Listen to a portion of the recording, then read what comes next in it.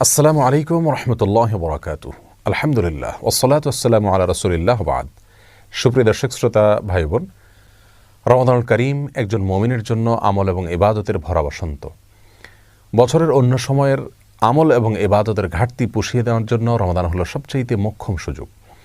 এজন্য রমাদানকে সবচাইতে পরিকল্পিতভাবে এবং রুটিন মাফিক যদি আমরা কাটাতে পারি, তাহলে ইনশাআল্লাহ বিইذনিল্লাহ রমাদান আমাদের জন্য অর্থবহ হবে এবং আমাদের সারা বছরের ইবাদতের ঘাটতি পুষিয়ে নিতে সহায়ক হবে।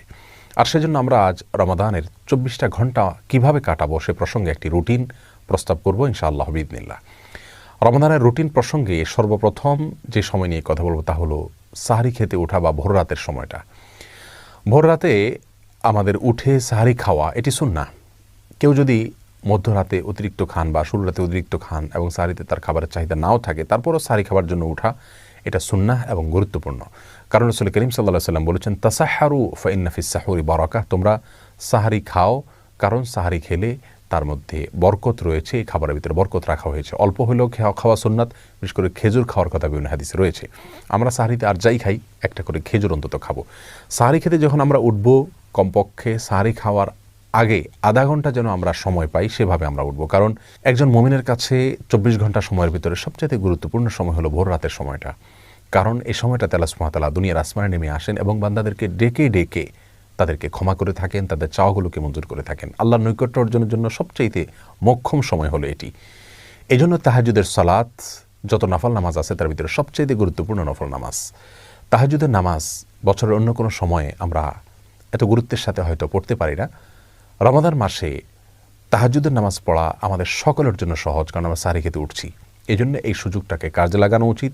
30টা দিনই আমাদের প্রতিদিনই একটা সময় বরাদ্দ থাকা উচিত তাহাজ্জুদ নামাজের জন্য। 2 রাকাত করে তাহাজ্জুদ পড়বো আমরা। বিশেষ কোনো সূরা কেরাত ঠিক করা নাই, যে কোনো সূরা দিয়ে আমরা সাধারণভাবেই পড়বো এবং তাহাজ্জুদের নামাজ পড়ছি, শুধু এটুকু নিয়ত থাকলে চলবে। মনে মনে আমরা 2 রাকাত করে পড়বো, 2 রাকাত, 4 রাকাত, 6 রাকাত, 8 রাকাত, যতটুকু তৌফিক হয় পড়বো। প্রত্যেকটা রাকাত খুব দীর্ঘ করার চেষ্টা করব, দাঁড়িয়ে লম্বা কেরাত পড়ার চেষ্টা করব, আস্তে আস্তে পড়ার চেষ্টা করব এবং খুব বেশি লম্বা কেরাত মুখস্থ না থাকলে একটা সূরাই বারবার পড়তে পারি, কোনো অসুবিধা নেই। এবং রুকুতে যখন যাব তাসবিহ অনেকবার পড়ব, আস্তে আস্তে পড়ব। রুকু থেকে দাঁড়িয়ে আবার দীর্ঘ সময় অপেক্ষা করব, সেজদা এরকম লম্বা করে করব, উঠে বসে আবার অপেক্ষা করব। এভাবে প্রত্যেকটা রোকনকে যত ধীরস্থিরতার সাথে করা যাবে, তাহাজ্জুদের মান তত বেশি, যে কোনো সালাতের মান তত বেশি উন্নত হবে। আমাদের আয়েশা রাদিয়াল্লাহু তাআলা আনহা রাসূল আকরাম সাল্লাল্লাহু আলাইহি ওয়াসাল্লাম তাহাজ্জুদ প্রসঙ্গে বলেছেন, লা তাসআল আন হুসনিহিন্না ওয়া তুলিহিন্না, তিনি যে নামাজগুলো পড়তেন রাতে, সেগুলোর সৌন্দর্য আর সেগুলোর দৈর্ঘ্য নিয়ে আর বলো না। তার মানে সেগুলো অনেক দীর্ঘ ছিল এবং অনেক সুন্দর ছিল। এজন্য রমাদানের সবচাইতে ইম্পর্টেন্ট সময়টা যেটা আমরা কাজে লাগাতে পারি